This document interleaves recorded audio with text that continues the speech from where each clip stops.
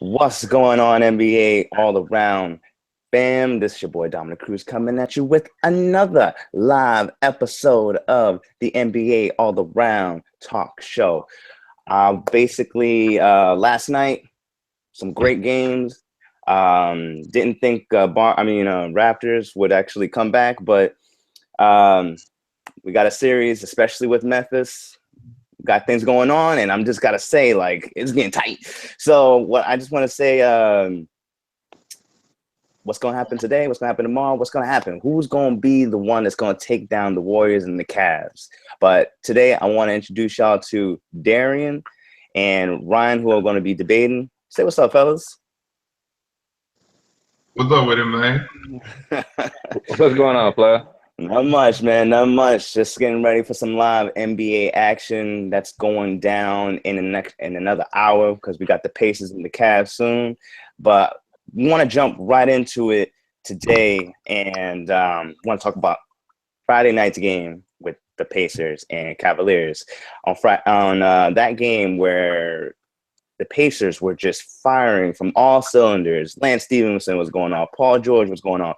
Everything was clicking. They had the 25-point lead, and then next thing you know, they lost it. And they lost the game 113 to 119. I'm going to start off with Darian. Darren, do you think the Pacers are done? Do you think they're going to get swept?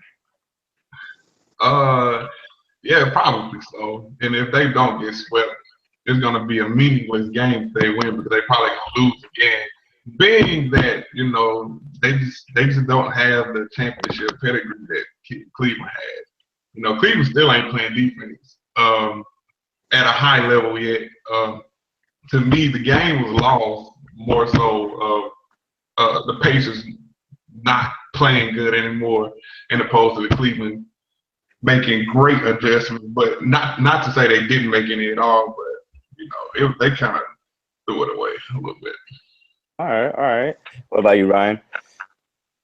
Yeah, man, it's over, man. Go ahead, get out the Browns, man. They had their chance the other night, man, to make it interesting. And you give up a 25-point lead, man. That's gonna take all your spirits away, man. So I don't see them doing anything today, man. I see a sweep coming today. All right, who's at fault with the whole Pacers, collapsing that 25-point lead? Do you got to blame Paul George not taking initiative and, just not showing up? Or do you want to blame the coaching? Because from what I see, I think from the coaching standpoint of view, I don't know why I see Jeff Teague more than Lance Stevenson, because he seems like he sparks that offense and defense, really. I mean, what do you think, Ryan? I agree with you on that, man. I think the coaching been kind of off this series. Definitely, they've had situations where they had the momentum, and I think they let it get away or let Cleveland get too much momentum. And I definitely think Lance Stevenson should be playing a lot more than her. He definitely gives them a different edge, with his shot making with his shot creating ability. I think he's a better shot creator than Jeff Teague. He gets shots for guys like Paul George can play off the ball a lot more with him in the lineup. So I don't know why they're not playing no more, but I think that's definitely been a difference to the coaching. Darren? Well, excuse me. Realistically, Jeff Teague has never been dependable when playing against Cleveland anyway. You saw what Lance Stevenson can do playing against Cleveland and playing against the upper echelon of competition in general. So, Jeff Teague, and then he's small. And what makes it even worse is that he played more minutes than Lance Stevenson after basically getting beat up on without Kyrie even being in the game. And then Shop held PG to 0 for 8. It got ugly. Because there were no other creators on the court. Yeah, I do agree. I'm not gonna lie, man. I'm actually bummed out that I didn't get to see more Lance Stevenson, because I was like, yo, how are you gonna bench one of the guys that's sparking your team to actually get that W. And then I'm here and I'm just like questioning, like, yo, is this guy even a head coach? But hey, I'm here and he's a head coach. There's a reason. So, but I want to transition, but so you guys both got the Pacers tonight. So I want to transition to the Celtics and Bulls. Game 3 was in Chicago, and the Celtics actually showed why they were the Celtics. And they pulled that. They pulled the W. And one of the key things that helped the Celtics was Rajon Rondo being out, because everybody was saying that he was the engine, and I agree that he was the engine. But does Rondo being out hurt the Bulls more, benefiting them? I'm gonna start with you, Darian. With Rondo being out, it's basically a battle between Jimmy getting off and Wade helping a little bit more, because Wade played like crap last game, and now the offense is completely stagnant now. Like, these guys just doing ISO ball, and it ain't like they have elite ISO players now. Jimmy can create, and Wade used to create, and now it's just like, since they can't shoot, Rondo was setting them up in their spots so they could actually score. But now that they don't have Rondo, the offense is stagnant, and Boston has an elite defense. So, what about you, Ryan? Man, they definitely hurting without Rondo. I mean, he's definitely like his IQ, his basketball IQ is on another level. I mean, he's been to the finals, multiple times, been to the conference championship. He knows what it takes to win. So they're definitely hurting without him. But I think the biggest thing that in this series is gonna be how Brad Stevens, like what kind of not Brad Stevens, I'm sorry, was it Hoiberg? What's the guy for Chicago? Hoiberg? Fred Hoiberg, yes. Yeah, it's gonna be what kind of adjustments he make after that game 3. Because Boston, when they went to that smaller lineup, I think that really gave them some problems. Chicago, when they had Jay Crowder at the 4, I think that kind of caught them off guard. So, if Chicago can make an adjustment, I think they could still win the series. Because, like, if you watch that game, they ended a lot of the game, whatever. They kept getting it close. I was surprised. I thought it should have been a blowout the whole game, but they kept breaking the lead down and coming back. And I think, if they make the right adjustment, I think they can still take this series. Well, Brad Stevens did actually get the 3rd W of his postseason career. Now he is 3-10. And will he have enough to get the 4th one? I made a prediction that Celtics will come out and finish it in 6, and I'm going to stick with my prediction. But transition now, I think with the Celtics and the Bulls, it's going to be really interesting. It's always an interesting series between the two teams because they always make it something to watch that's, probably worth more views than the Eastern Conference Finals. That's just my opinion. So, but I want to transition from the Celtics and the Bulls, and wait, who do you guys got tonight? Celtics or the Bulls? I'm running with the Bulls tonight, man. Darren? I'm around with the Bulls tonight too. I think they're gonna make a decision. Oh man, you know what? I'm gonna be objective over here and say I'm going with the Celtics, and that's just not fanhood in me. That's just what I want. So, but, going into something more. So we're getting into the most. I want to get into this hot topic real soon. But before I get into that, I want to bring up the Warriors. Last night they played again without Kevin Durant, and it's been confirmed that Steve Kerr won't be in the series. And then Mike Brown is actually going to be taking over until further notice.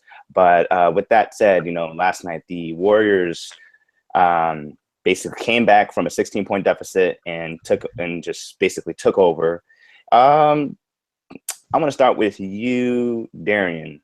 You think the Warriors are winning without KD and Steve Kerr? Do you think they need him? No, man. Listen. Warriors, man. Like the Warriors is one of the few teams in the NBA that has actual culture. You have Golden State, Memphis, San Antonio, Cleveland, and possibly Boston, because those are the only team that really had a culture in this NBA. And the Warriors can win pretty much with anybody inserted in the lineup, because that's just how the team is not dependent on one person taking up scoring load, even though they need Steph because he's the injured. But this is the Warriors, man. Ryan. Man, right now, man, who they going against in Portland, man? They don't need either one of those two right now. And I definitely don't think they need Steve Kerr too much, whatever. I mean, they got their system. They got their system already already in tech. And it's like, it really don't change too much or whatever. It's like, you know what you're going to be running. You know how they want to play.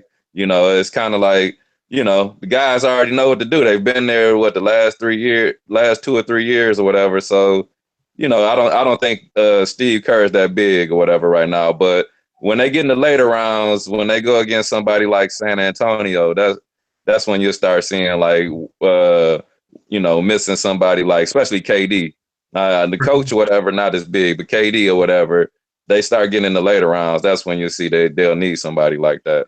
I honestly think that, with or without KD, I mean, with KD, they just become more dangerous. But without KD, they're still dangerous. So, so they just add more firepower and so forth. But, anybody in that system, any new player that goes into the Golden State Warriors, I actually think they're automatically going to get better. I mean, look at JaVale McGee. He went from Shaq and the Fool to, all right, he's actually showing he's not Shaq and the Fool anymore. He's actually making other players looking at getting that Shaq and the Fool. But I want to go into this debate. So now, last couple of days, I've actually been seeing some really interesting arguments. And, when it comes to LeBron and when it comes to Kobe. Now, Kobe had 20 long seasons, and he actually has 5 championships to his name, while LeBron is still in the league, and he's on his 14th season, and he only has 3. With LeBron potentially going to his 8th finals appearance, which is pending, and Kobe already winning 5 and just only losing 2.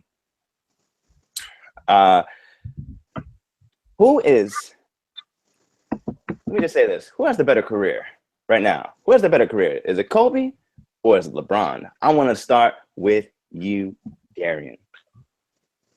Who has a better career? Well, it depends on how you measure who has a better career. Because if you talk accolades, LeBron is like maybe top 3. Like, you got the championship, you got the MVP. He got the All NBA, he got the All Defensive team. Like, he's been to multiple of pretty much everything except for Defensive Player of the Year. Oh, he didn't win Rookie of the Year. Did he win Rookie of the Year? Oh, Melo. No, he won Rookie of the Year. So, top 3 wise, but as a player. Well, actually, you know what? Other than having the better career, I want, with the numbers and everything between the two, who's proven to be better? Like, who would you want on that team? Would you rather want LeBron or would you rather want Kobe? Now, remember, one has the mentality, the other one is still developing that mentality. With the numbers, who's the better player, just overall? Well, man. Go, Ryan. I got to think. Ryan, go ahead, man.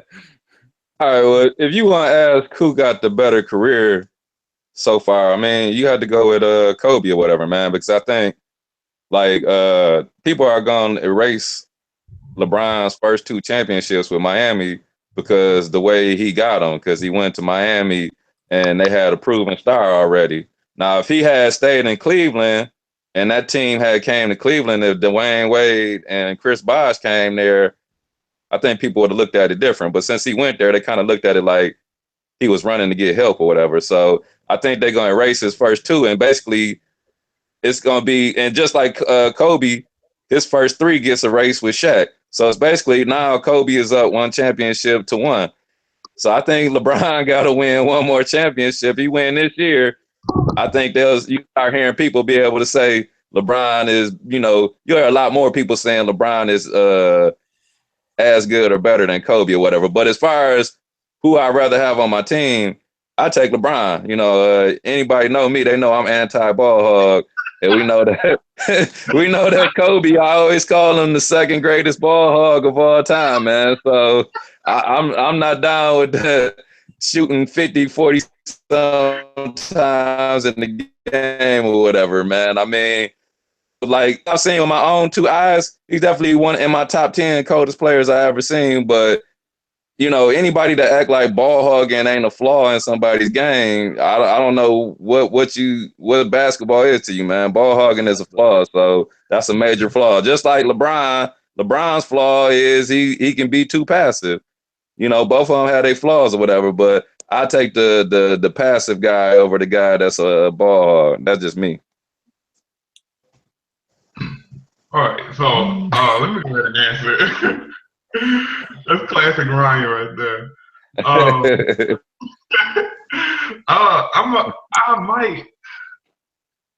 not a big fan of gunners either, but I might have to go with Kobe on this one because I've seen this is horrible to say, and it's a contradiction. I know it is.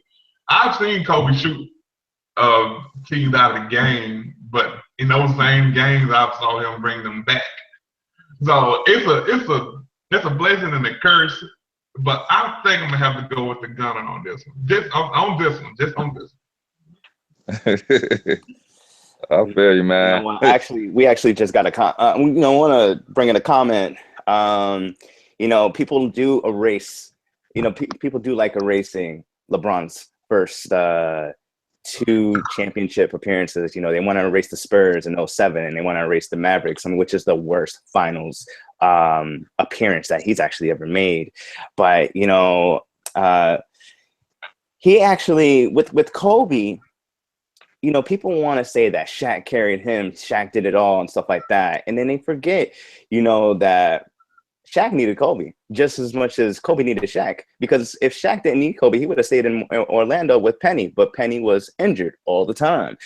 And, when Shaq was with Kobe in LA, just like Leland said, he dominated Sacramento, Portland, San Antonio, and he only played and that was in his 20s, from 20 to 22.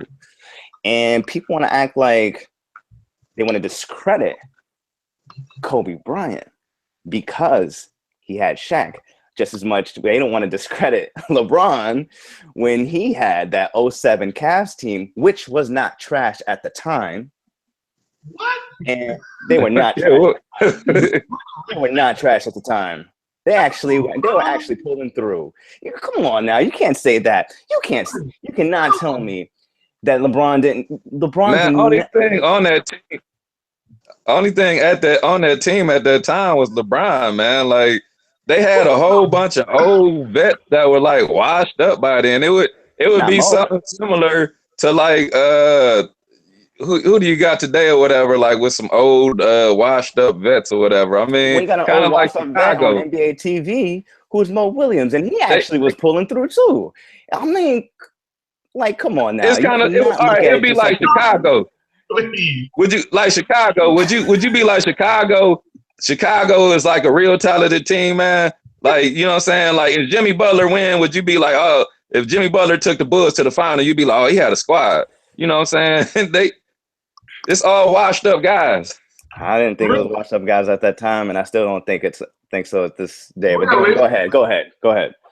Of championship teams in NBA history, of these teams, that is probably a top 5 worst finals team to ever go. Oh, no doubt. That team was not great. Like, they were not great. They won 60 games in this season. I understand. I wouldn't say that they were trash, but they were the lower of championship teams. Like you can't name me a team that's worse than them that even went to the finals. You can maybe name the. No, you can't even say them. No, you can't say them either. Nobody. No, but I don't even think they were top 5 and worst horrible teams in the finals. I actually think, because you got to remember, Mo Williams was an all-star, and play for them then. Huh? Daniel was the point guard now. Wait, I didn't hear that. Yeah. Mo Williams wasn't on that squad, man. In 07? Mo Williams, Nah. He played for Minnesota at the time. I don't know this. He got traded in mid-season, I believe. No, on that 07 team, man, they had Larry Hughes, they had Ilgauskas, they had Boobie Gibson. Remember, Boobie Gibson was the man. You know what I'm saying? I remember him. Mo Williams wasn't there yet, man. Like that squad was garbage. It was garbage, man. That's one of the worst teams I ever seen, man. Like make the finals, whatever. I was so disappointed in my Pistons, like getting smashed by them or whatever. But that was like LeBron, that he went to another level that season or whatever, man. But that was all him, man. Like I can't name you anybody on that team that was like striking fear in any heart, man. And Larry Hughes wasn't that guy. They had Daniel Marshall. Like it was a bunch of bums. I shouldn't say that. NBA players, you make it to the pros, you're not a bum, but they weren't that good, man. I actually think Kobe did more than I actually think he had a little bit more than he did more than LeBron with mediocre players. If you want to look at the 09 team, and then they had a I'm just saying because everybody wants to discredit Kobe for winning those championships and saying that, oh, he had power, oh, he had this and this. I'm like, who was Powell at the time? So Powell was a man. Look, that's just the. I mean, I'm maybe a Celtics fan, but I knew that. Was he not an all-star? Was he not? Did Memphis not go to the playoffs when he was there? I'm talking about and I'm talking about 08. Let's go 08. Hey, Powell when Powell played for the Lakers, man. Let's not forget when he was in Memphis, he still was like a top 5 player, big man in the league. So I mean, it wasn't like he was a scrub in Memphis, man. Like, like playing with another top 5 player, that's you usually gonna have a winning result. He got treated like a scrub in the finals. So, well, that's another story. Won that series still. I think Ariza hurt his foot and Bynum went down. So they lost 2 key pieces to the championship team. Like they probably still could have won. They took them to 6. So yeah, they probably still could have won. So if they had those 2 players, but should have, could have won. Well, you know what? I'm gonna say this that everybody was, they want to give numbers, and I mean 05-06 was one of the probably Kobe's best seasons, obviously, with that 81 point game against the Phoenix Suns. But I actually think I would honestly take. I'm actually with Darian on this one. I would take Kobe as well, because when you need someone to take over, they're gonna take over, and they're gonna bring your team back to will. I mean, that's something special to have. I mean, LeBron can do that too, but he's just not gonna force it or whatever. I mean, like the thing with LeBron or whatever is the thing that makes you mad. I say they're both at the far spectrum of each side. That's why both of them aren't like that high on my top 10 list as they are on other people's. Like LeBron was too passive. You see games where he'd have somebody like let's say like a 2 guard or somebody like Rip Hamilton might be checking him, and you like go at him. Like you supposed to go and score like 30 straight points on him, and he's like looking for somebody to pass to. So he would sit up there and make you mad in that aspect. But Kobe would sit up there and he's got like a Shaq or a Paul Gasol on his team, and he's shooting with 3 people checking him or whatever. He think shooting with 3 people is a better shot than passing it to the big man down low. Yeah, sometimes he makes it, sometimes he don't. They both had their flaws, man. I agree. I agree. But you know what, man? Here's an interesting one. Now, back in the Cleveland Cavalier days, I'm talking about when LeBron was actually there before he left Miami, and before he left to Miami.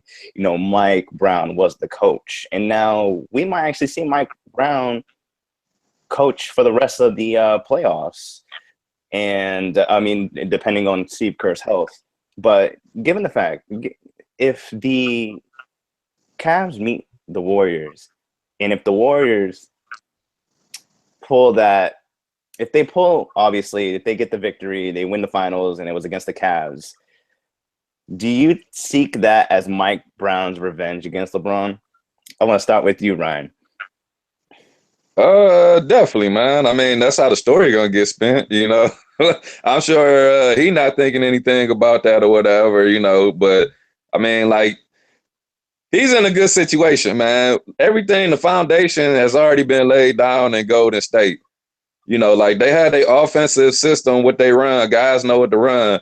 Mike Brown was always a great defensive coach. My biggest problem with him in Cleveland was their offense was like, it was too predictable and it was stagnant. Like it was too easy to guard. So like now he don't have to worry about the offense. That's already been set up, and we already know he's a good defensive coach. Like last night, he had the Portland. They couldn't do anything with that trap. Like they Golden State was killing them with that trap last night. So I mean, you know, this the perfect situation for him to be in, just like JaVale McGee or whatever. The foundation been laid down. So I you know, if they go against Cleveland, I would say they got a chance though. I would pick them to win, and you know that's going to be the storyline. Is like, you know, that's going to be one of the storylines. Mike Brown comes back and gives it to Cleveland. You know, after they fired him back in the day.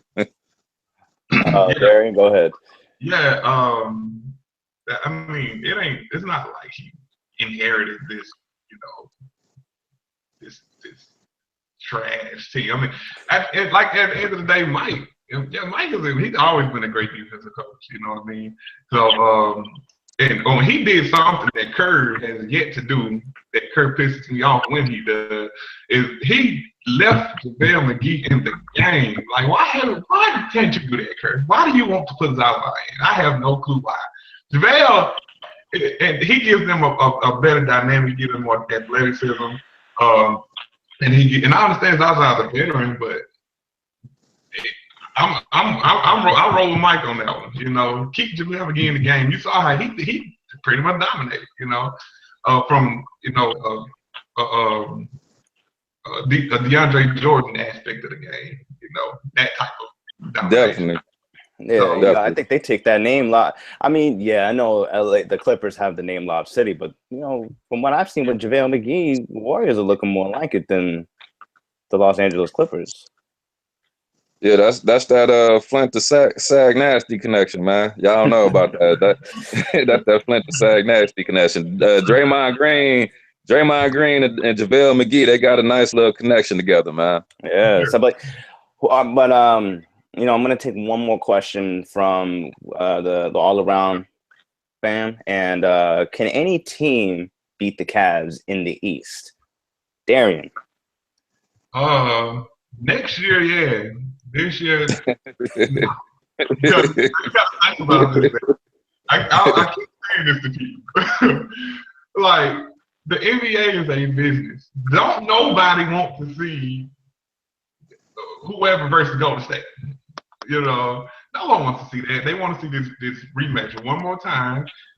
And you know, if Cleveland does start to lose, the Brewers probably gonna have that. You know, that's just my opinion. I could be wrong. I could be a conspiracy theorist. I don't know.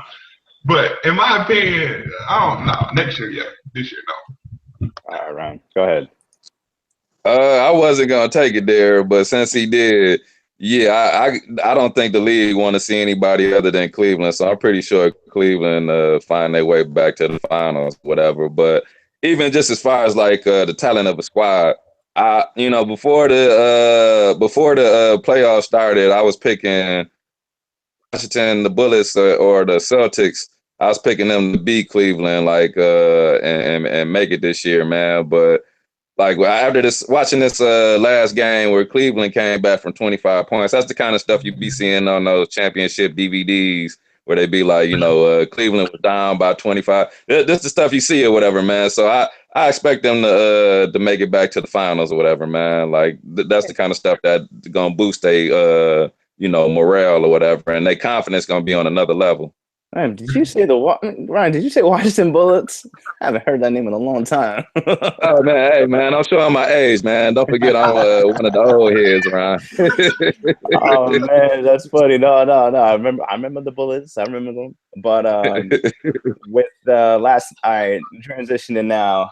Had from Warriors, Kobe, Spurs and Grizzlies. Now, what happened last night? I thought the Grizzlies got lucky.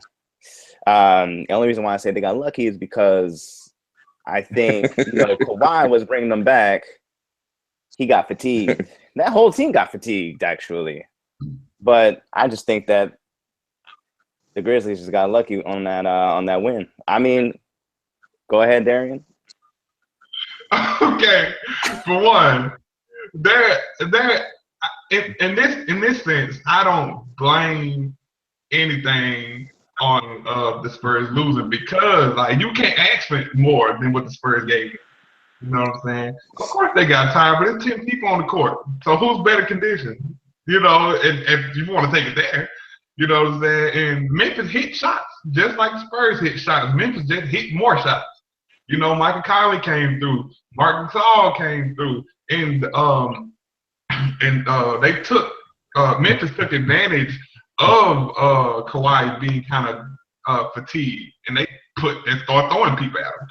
So at the end of the day, Kawhi hit a shot at the end of the game. Mark just hit the last shot. So it is what it is. That's the grindhouse, man. That's identity. They're gonna punch you in the nose. They're gonna keep hitting you. They're gonna keep hitting. They're gonna keep punching you, and they're gonna keep gunning. So, it is what it is. So go ahead, Ryan. I definitely wouldn't say it was luck, man. Like Memphis, they're a tough matchup for the Spurs, man. They've been like that for the last few years, whatever.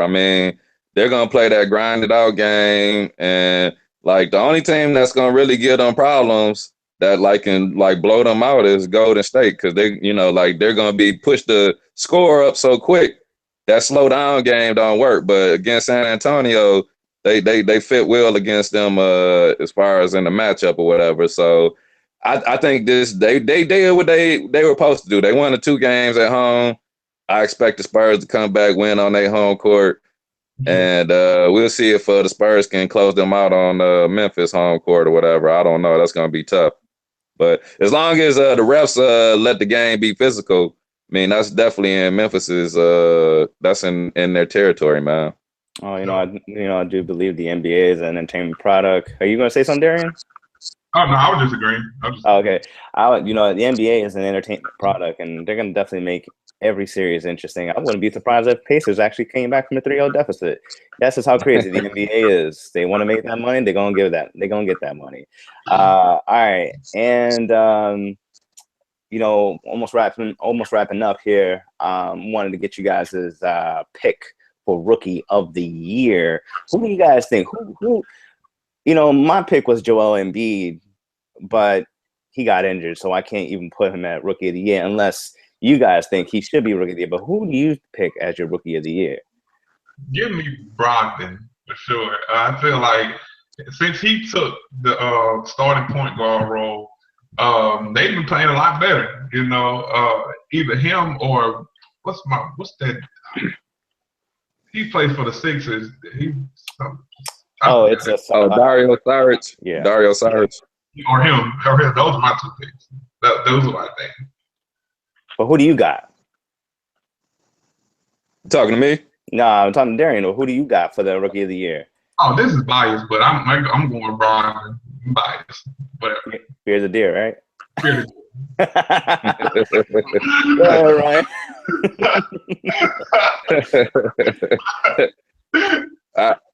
My pick, man. Like this a weak year for rookie of the year, man. It's like the weakest I've seen since I think that was back in 2000 when Mike Miller won it or whatever. Like they had that was like one of the weakest rookie classes I've seen. So this one, man, just off default, I'm going Joel Embiid just for how much he dominated the games he did play. I think he got about a good 50 in, man. So I mean, he dominated while he did play, but this was weak, man. Like there wasn't a strong. Usually, like every year, there's at least like one strong number two. Like you know what I'm saying. You got like Derrick Rose and then well, no, that was kind of him just by himself. But you know how it is, man. Usually it'd be like a strong. You said what? I think Tyreek Evans won that year, though. Did Derrick Rose win the year? No, Tyreek came the year after him. But usually, man, it'd be like two guys that like putting up like 14, 15 points or whatever. That's like pretty strong. But this year, man, it was weak, man. I would say, man, Joel Embiid just off of default. Yeah, I can't believe I was thinking Joel Embiid by default. Yeah, you gotta trust the process, man. You gotta trust the process. Yeah, man. All right, so I want to get almost wrapping up. Who you guys got? I'm gonna give you guys 4 games for tonight. Hey, so you guys both got the Cavs. I'm picking the Pacers. Celtics and Bulls. You guys both got the Bulls? Yeah, Bulls tonight, man. Bulls tonight, man. Yeah. Hey, if the Bulls win, that's a 3-1 deficit, and we know what we know about 3-1.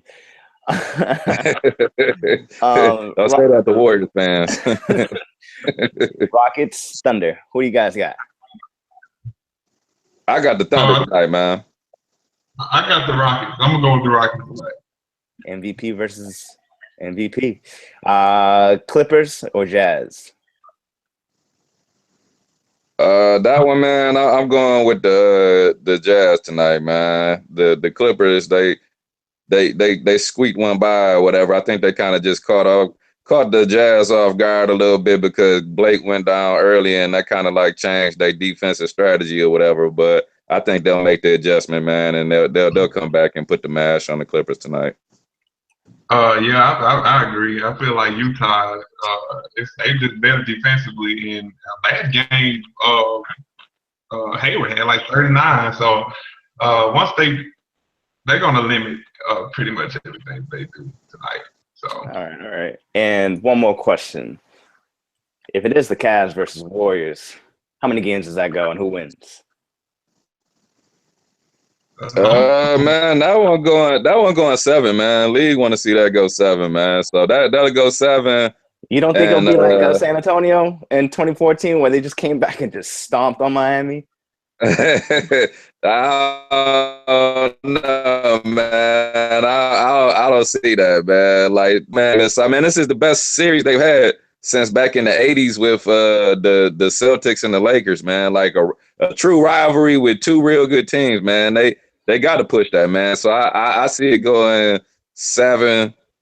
And if it do go 7, man, you're gonna hear conspiracy theorists come out again, man, because then Brown taking it again, man. I would go. I'll say 7 too, and I feel like 7 in the Warriors' favor this time. And if the Warriors lose, if the Warriors lose, I'm done. I actually think the difference between last year and this year is that they have a defensive coach, assistant coach, Mike Brown. I mean, for sure. And then Luke Walton last year, he was all offense. That was the reason why they hit 73, but that defense was a little suspect. But I actually think, this year, I'm gonna think they're gonna give them the San Antonio treatment. Warriors in 5. All right. I feel you, man. Put it this way, man. It could go either way, man. If it is a sweep, a 5-game series, I think it's going to the Warriors, whatever, man. Sure. They're gonna expose that defense of Cleveland. But if the league get in and it goes 7, man, That's like I said. That's you got the Cavs championship DVD already ready, man. You know they're gonna have that Pacers game where they came back 25 down. So that's what the story's about. Apparently, that 25-point lead comeback. People are already putting him. They're already putting LeBron over Jordan. But you know what? That's another topic. But that's a whole nother topic, and we're gonna get into that today. But the next show will be on Tuesday, 6 o'clock Eastern Standard Time. But I do want to say thank you to Darian and Ryan for coming in and debating. I really appreciate it, fellas. Thank you. No doubt, player. All right, man. And this is your boy Dominic Cruz coming at you with another live episode of the NBA All Around Talk Show. Until then, I'll see you guys next time. Deuces.